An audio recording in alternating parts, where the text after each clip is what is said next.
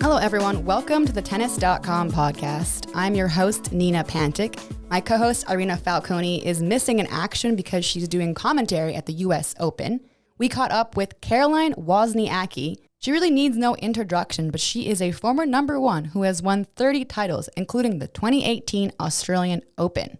She retired in January and talks to us about what she's been up to in retirement, as well as reflects on her career and her relationship with her dad, who was also her coach. We talked to her about what's next, which includes a global campaign called Advantage Hers that helps women dealing with inflammatory diseases like rheumatoid arthritis. Let's jump into our interview with Caroline Wozniacki. Hi, Caroline. Welcome to the show. It is awesome having you. You are our highest ranked guest ever, so it's quite the honor. Thank you. Well, it's nice to be here. It feels like January was a million years ago, but how has retirement sunk in for you? Are you comfortable in it yet? Yeah, I think I was thrown in it kind of a little differently than I thought, obviously with the pandemic hitting the world and basically shutting everything down. We were kind of locked up at home for a while and, from my whole life traveling and playing and, my husband playing and traveling as well, all of a sudden spending 3 months in each other's space day to day was definitely different. But to be honest, we've really enjoyed each other's company and enjoyed some of the downtime that we've had. And yeah, it's been good. And I'm enjoying retirement. I love tennis, but I also enjoy not having to wake up in the morning and play for 4 hours every day. Is there anything that you miss yet? Is there anything you're lacking when you first started not playing? I honestly only have hit balls once since January. So I don't really miss it yet. Of course, I'm watching a little bit of the US Open right now. I enjoy that, but yeah, I don't really miss it. I think for me, the biggest thing was to be able to play in front of a big crowd, the atmosphere, playing late stage of the tournament. That's what really got me excited and got me pumped up. And right now, with obviously no fans and all the health precautions that are going, I'm enjoying to see it and watch it from a distance. I feel like your timing was incredible. Yeah, I think, with everything going on, I think I hit the perfect timing. Has there anything that you've gotten up to so far that's been surprising? Because I saw something that you did in the mountains with, I believe, the Iceman. What was that for? I think a Danish TV show. So what was that about? How did that come together? It looked insane. Yes, so we did a show with Discovery, which actually it's airing right now. So there's an episode every week. And basically the whole premise of the show was we meet 3 gurus. So Iceman Hoff, Master Shifu, who is a Shaolin monk, and also Stig Severinsen, who has world records in freediving and also longest time underwater without taking a breath. And he spent 22 minutes underwater without taking a breath, which is pretty crazy. But they teach us a few things that we're supposed to take with us when we're climbing Kilimanjaro, and we're trying to reach the top of Kilimanjaro with very little clothes on, so shorts and a sports bra, basically. And the sports bra and the shorts, is that because it's supposed to add another level of challenge, like mentally and physically, for you to overcome? Exactly. So we're supposed to be pushed to our limits with the gurus and mentally and physically be challenged. And obviously Kilimanjaro is extremely challenging already, but they're trying to add an extra layer and see if we can become superhumans by working with superhumans. Okay, this is awesome. This is what retirement should be. Is there anything else that you're working on? I know that you have a global health campaign coming up. Can you tell us more about that? Yes. So we are actually launching a campaign called Advantage Hers. And it's a campaign to really empower women living with chronic inflammatory diseases, just like me. I have rheumatoid arthritis. And I went through a lot before I really got diagnosed and got put on the right track. And a lot of women kind of get brushed aside and don't get listened to. And so I wanted to raise a platform where we can, first of all, raise awareness of chronic inflammatory diseases, autoimmune diseases, and a place where we can speak and empower each other to speak up, find great doctors, get on a great healthcare plan, help each other feel better, basically, because sometimes it can feel very lonely to go through this on your own, or even with a family that maybe doesn't quite understand what you're going through. So it's nice to have a forum where we can help and empower each other. So the campaign is called Advantage Hers because it's kind of based on a tennis analogy. Sometimes the disease will have an advantage over us, but most of the time we're going to try and beat the disease. And it's all about not getting frustrated when sometimes we have a bad day, and just look for the most positive in every day and try and feel as good and as healthy as possible. This sounds a lot like tennis analogies. Is it all meant to be information in one place, like a website and something that people can go to and use freely? Is that the idea? Yes, exactly. So it's going to be a website, and people are going to be able to gain information, gain knowledge. And, we hope to raise a lot of awareness so that women that don't feel well or have some of these symptoms, that they can go to the doctor and find someone who can help them on the right path, and get diagnosed quicker as well, because a lot of women out there, it takes a very long time to get diagnosed. And by that point, it's really hard to get the disease on, back on track and feeling better. So the sooner we can get diagnosed, the sooner we can feel better. And that's kind of the whole goal. And, you'll be able to follow my journey of what I'm going through on my social media platforms as well. And it's just going to be a great way where we can really interact with each other. I know you got diagnosed kind of late in your career. How did you manage the disease, and how did you manage dealing with that and playing tennis? And even now, is it a daily process for you? It's definitely a daily process. It's a disease that I'm going to live with for the rest of my life. But at the same time, I think every day you just learn more and more about your body. And I think just like everything else, I think for me, it was a big shock when I got diagnosed with rheumatoid arthritis. I hadn't felt good for a while. Extreme exhaustion, pain in my joints. Even when I had it the worst, I couldn't get out of bed in the morning, and I couldn't brush my teeth, brush my hair. That's how much pain I was in. And, I think the easiest way for me to explain it was, you've been hit by a bus and you have mono at the same time.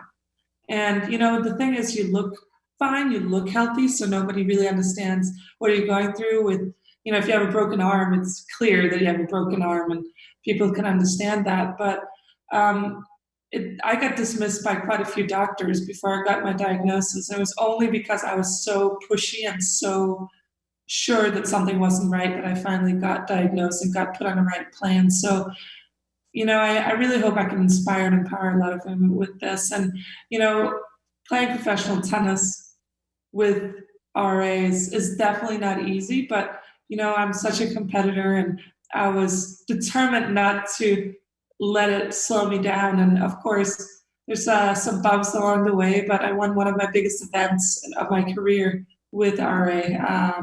I won the China Open. I won a few other events, and I'm just really proud of that. And I think that meant so much to me, to prove to myself and to everyone that, if you have a dream, and if you have the right people around you, if you have the right doctors that can help you through as well, anything is possible.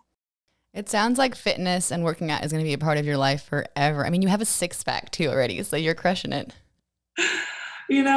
I've always been lucky. My fat doesn't go to my stomach, so at least, that's good. But yeah, I love working out. I love staying active. It makes me feel good. Also, mentally, it just makes me feel alive. And I feel like I can tackle the day after I've gotten a good sweat going.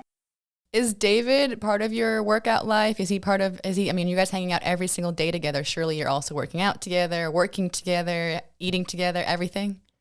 Yeah, we're actually talking about it today. We're like, we've spent a lot of time together over the last few months, and much more than normal, because normally, I would go to a tournament by myself, or we would just meet up with friends separately and do some things, but we've been spending a lot of time together, every meal, every day.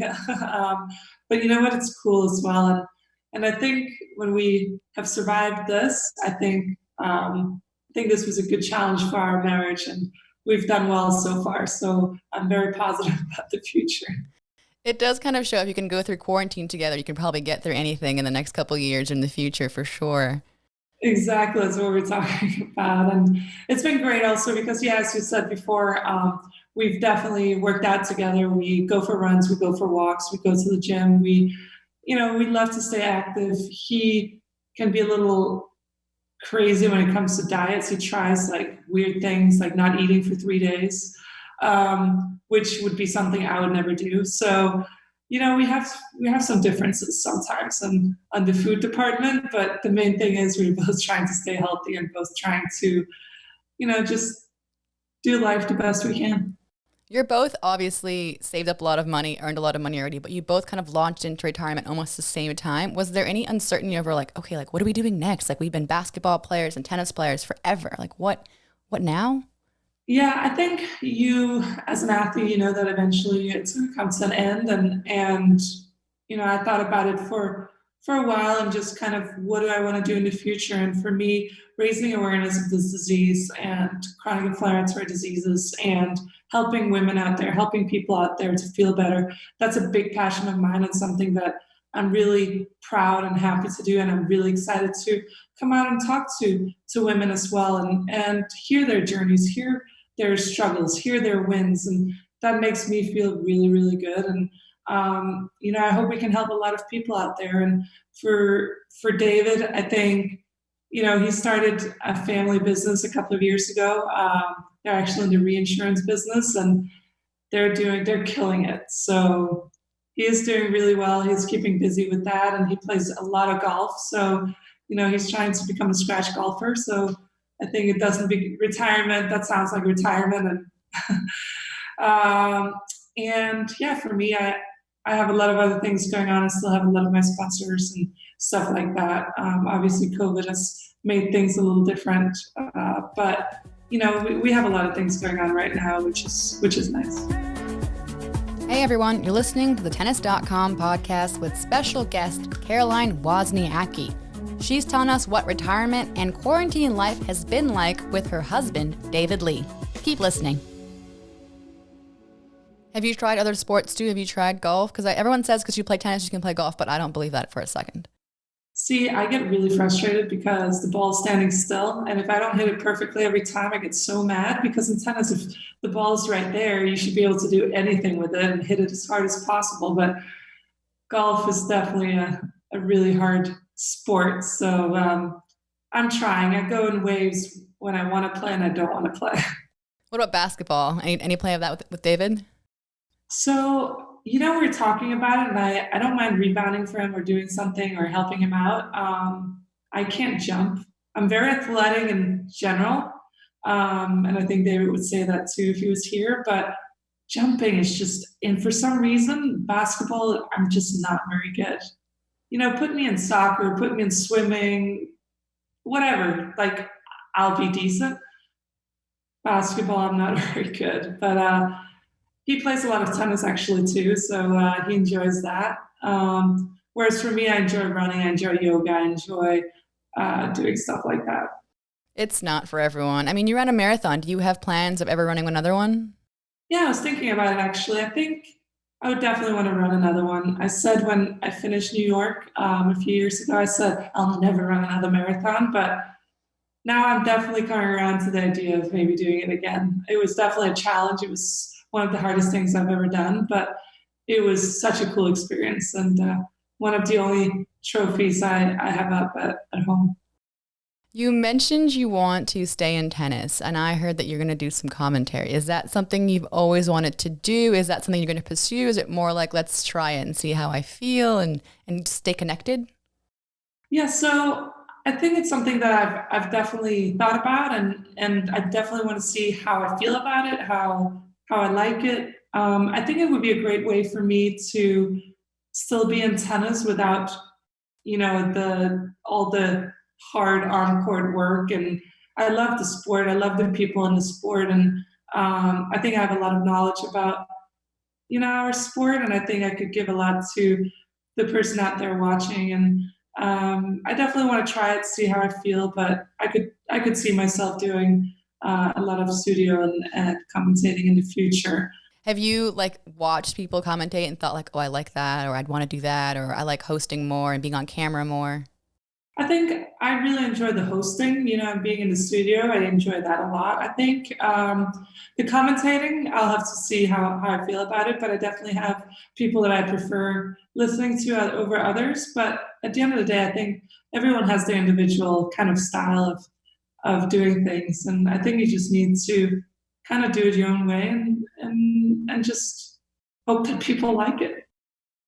They will. Has there been any change in how, I guess, your status and celebrity has changed? I know you're always used to people looking for your attention, asking you questions, trying to get you for photo shoots and interviews and all this stuff. Has it completely changed, or is it still, you're still very much, I mean, you're still very much relevant, but is it still, is it different?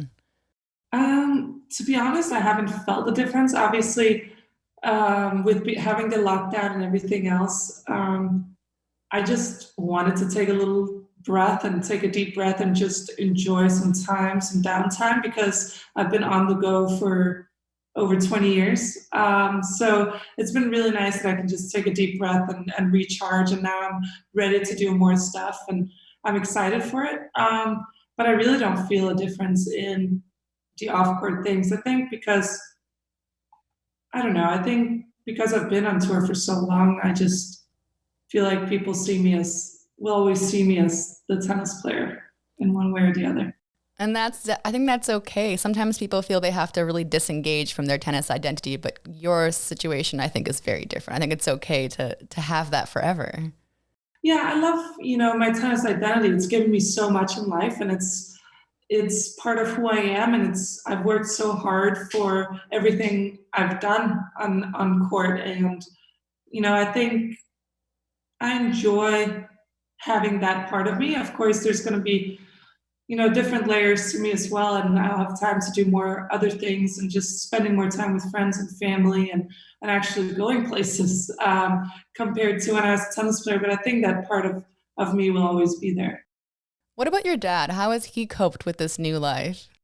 It's really funny because I was, when I told him that this was my decision and I wanted to do, and he was like, wow, I'm really happy for you. And I was so nervous that he was going to be sad and wanting me to play. And I was nervous for him because, every morning at 9 a.m., I would text him and be like, okay, see you at the courts in 15 minutes or half an hour, and I'll see you there. And it was a way that we would also just connect, and we would see each other every single day. And it was really nice. But I was nervous that with retiring and not having that I wouldn't see them as much. But honestly, he is so happy. He's doing actually some other things in soccer.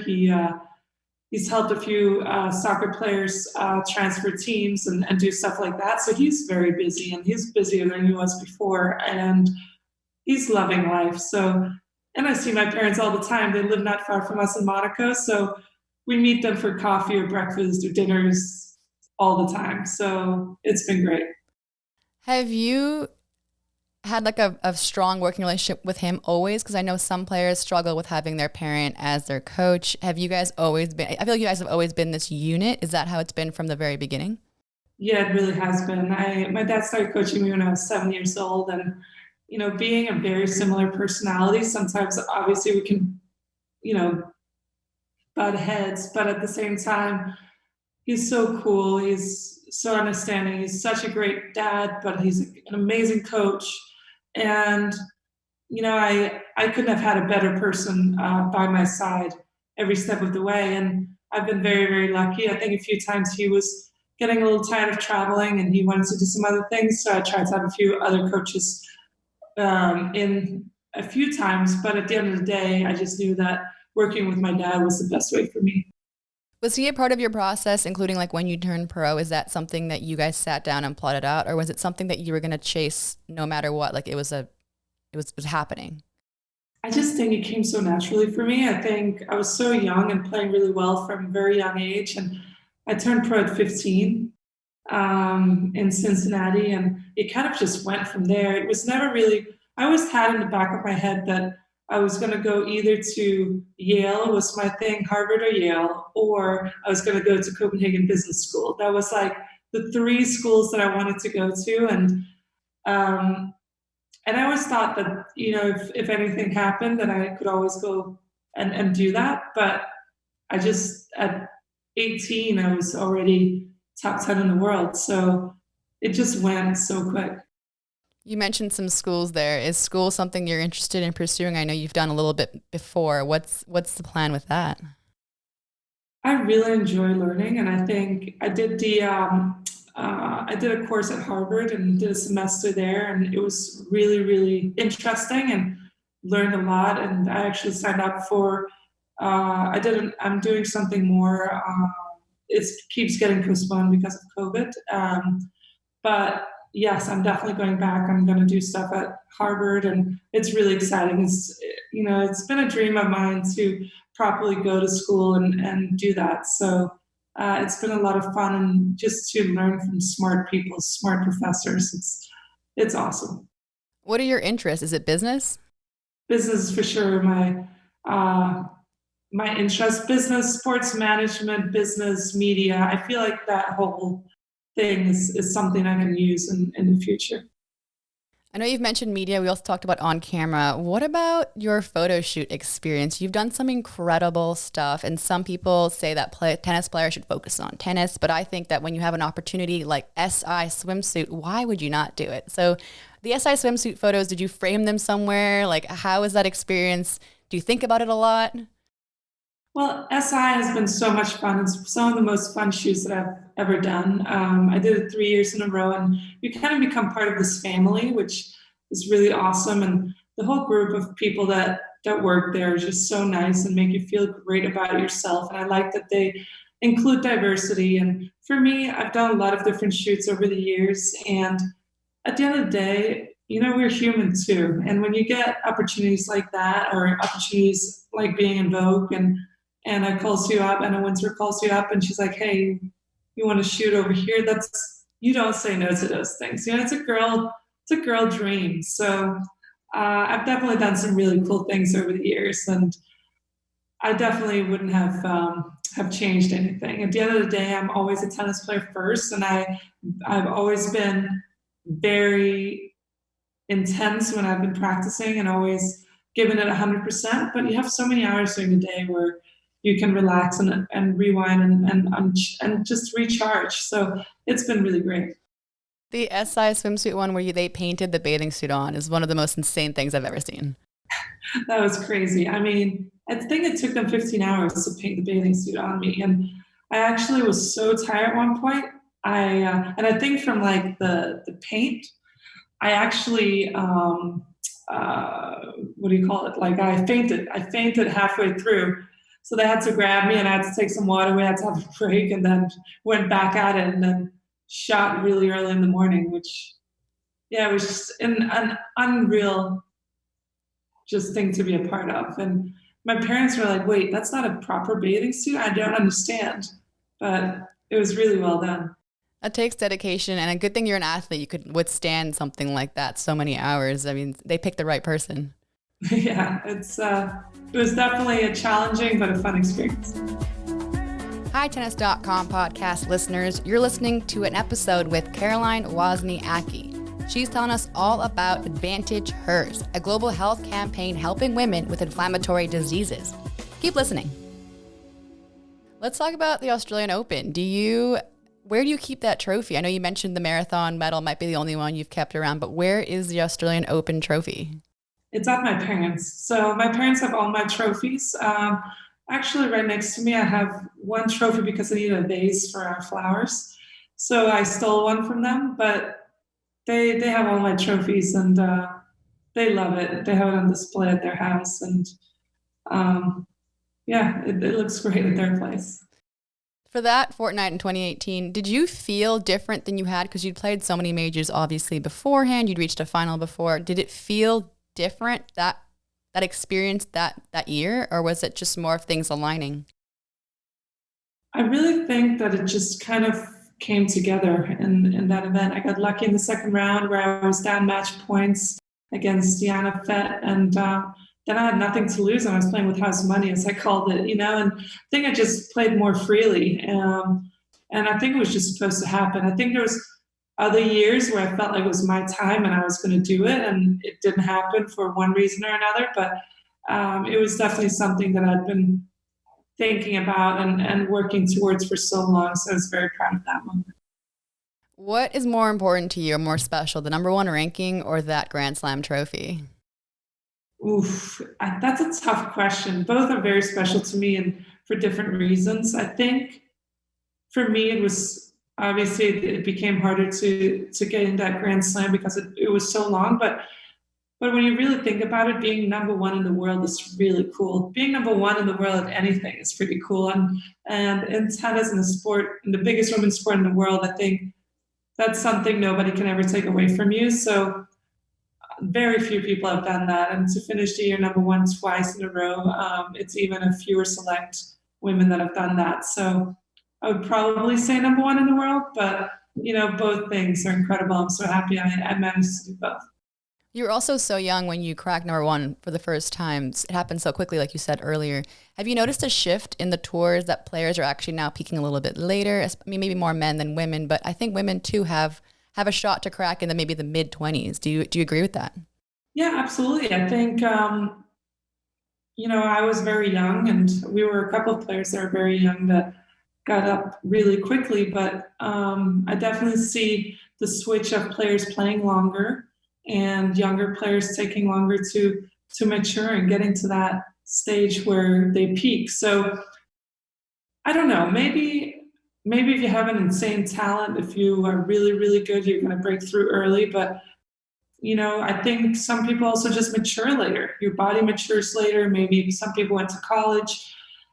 I think what makes it very interesting is that back in the day, if you were 22 years old and you hadn't cracked through yet, you kind of were like, I have no shot. But now you really do. So I think we have a lot of great players right now, and I think that makes it really interesting. I feel like you've been a well-known face and a celebrity in the tennis world and beyond for so long, but do you remember when you first realized, like, people know who I am and I'm famous?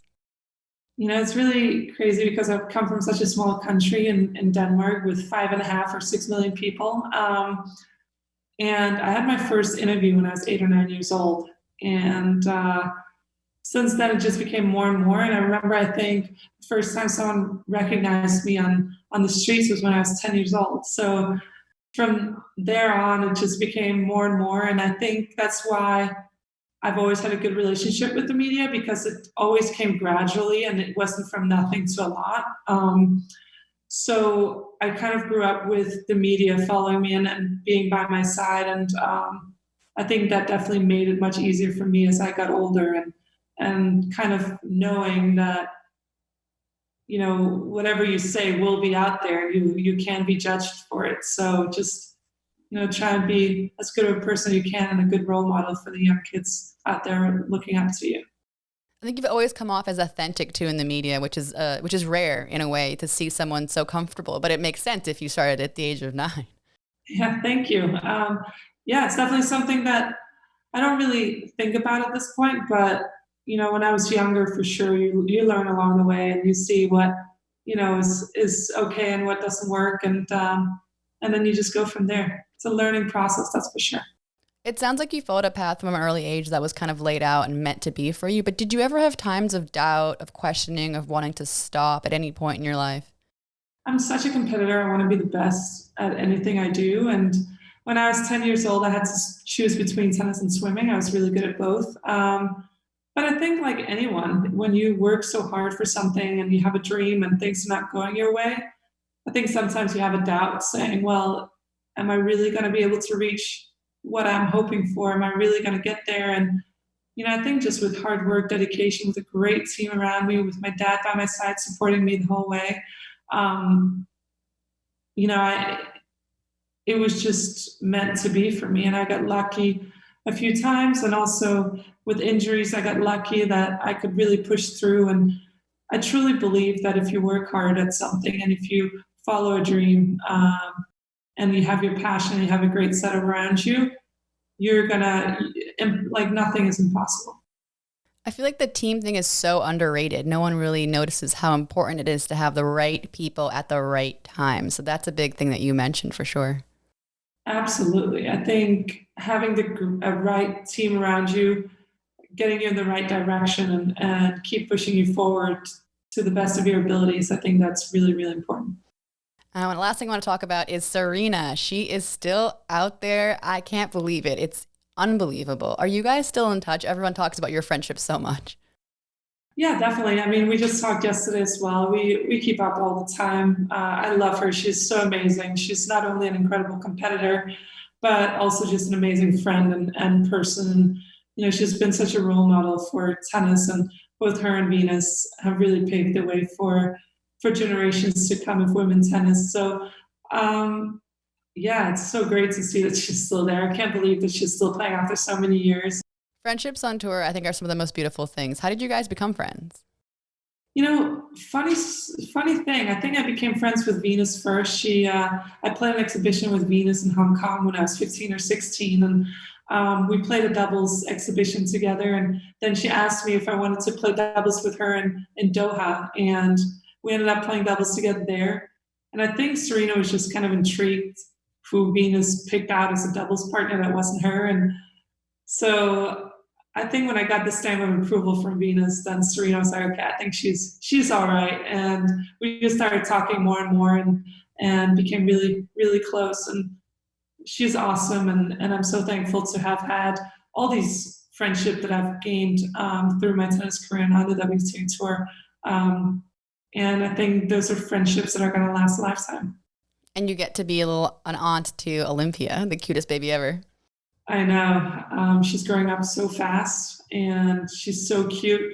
I think my favorite photo of them is when both Olympia and Serena on court and wearing the same outfit. And I mean, that's just adorable.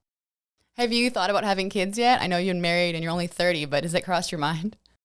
Yeah, we definitely eventually want to start a family and go that direction. I think we really, up till now, have just enjoyed being the two of us, always being on a schedule and being on a plan. You know, it's nice that we can just kind of be ourselves for a little while, but definitely in the future, we want kids, and I would love a big family one day. So it's definitely an outrigger. This has been such a fun chat. It's been amazing to hear you're in such a good place and so much you have in the future to look forward to. For Advantage Hers, where can we send people if they want to learn more, and where can they find out more about it from you? So they can go up on advantagehers.com. It's launching September 9th, and then also go on my Instagram and my Twitter, and you can learn my journey, and we can all come together and make a platform where we can help each other to a healthy and strong life and really empower each other. I'm excited to see what else you do in your life. It's been so fun chatting with you. Thank you so much for your time and joining us. Thanks for having me. From the Tennis Channel Podcast Network, this has been the Tennis.com podcast. Be sure to subscribe to stay caught up. We're available on Apple Podcasts, Spotify, and every major listening app, as well as tennis.com/podcasts. You can also see the videos of our episodes on Tennis Channel's YouTube page and Tennis.com's Facebook page. We're your hosts, Nina Pantic and Irina Falconi. We'd like to thank our team, editor and audio designer and video editor Christina Koseva, producers Alexa March and Sean O'Malley, and executive producers Shelby Coleman, Kyle Einhorn, and Andy Chu.